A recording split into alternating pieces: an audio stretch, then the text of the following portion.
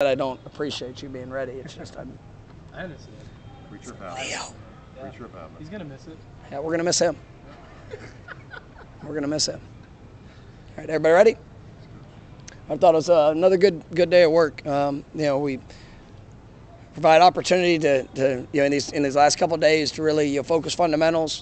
Just get speed on speed, and that's to get a bye week. We cut down a little bit on the periods that we were out, but I mean the intensity, the amount of reps against each other. We did a little bit of scout work, but not much. We wanted to get the best speed we could. Continue to focus on our strength, our conditioning, right?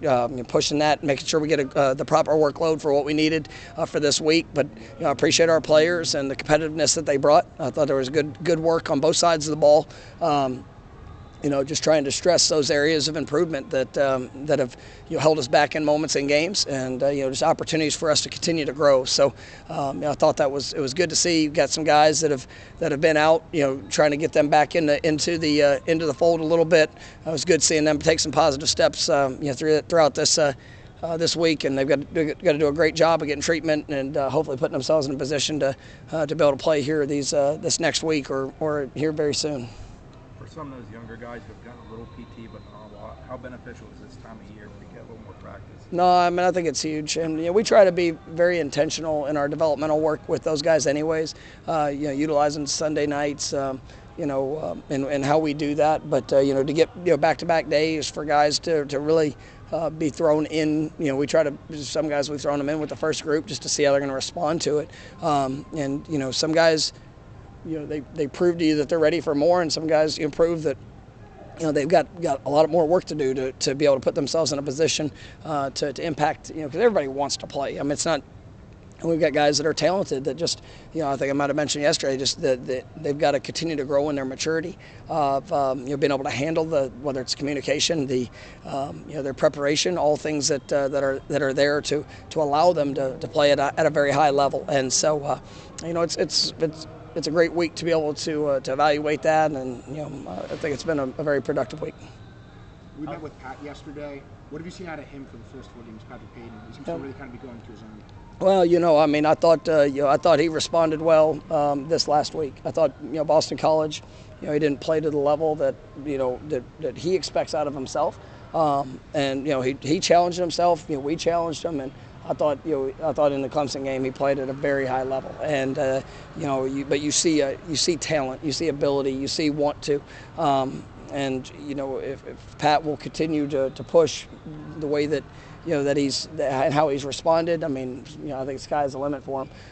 But really, I thought he came off just a really impressive game after kind of honestly a disappointing performance there the week prior.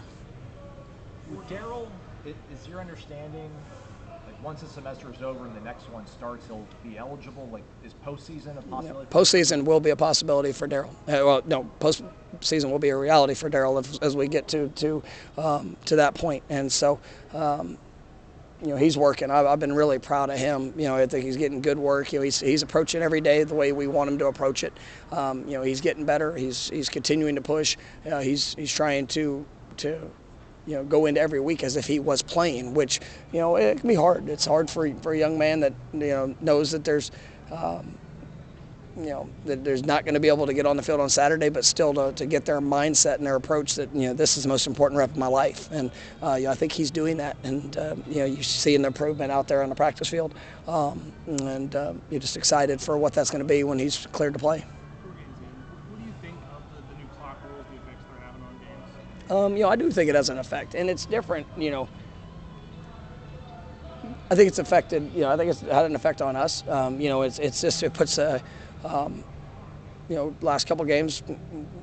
Teams have been aware of trying to hold the clock a little bit, and it just puts that much more emphasis of third down situations. And, that's where defensively, we have not been as good on third down the last 2 weeks, which has allowed, more time to be taken off the clock. And, if that's, as much as ever before, I think that emphasis has got to be, you've got to be able to execute in that moment. And, that's where, as offensively, we've kind of how we equate things, third, fourth downs. We've been really good on fourth down this year.